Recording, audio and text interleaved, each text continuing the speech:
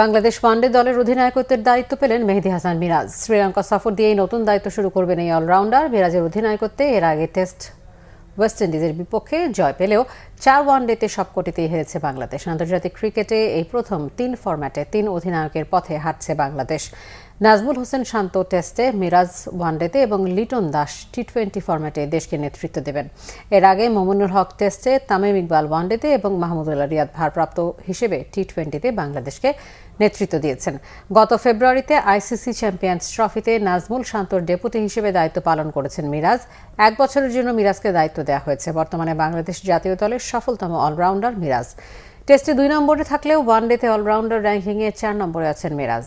বিসিবির পাঠানো প্রেস রিলিজে বলা হয়েছে, ব্যাট ও বল হাতে মিরাজের ধারাবাহিক পারফরমেন্স, তার লড়াই ও দলকে অনুপ্রাণিত করার ক্ষমতা, মাঠ ও মাঠের বাইরে প্রাণচাঞ্চল্যে ভরপুর উপস্থিতি তাকে এই পালা বদলের সময় ওয়ানডেতে নেতৃত্ব দেওয়ার জন্য উপযুক্ত মনে করেছে বোর্ড।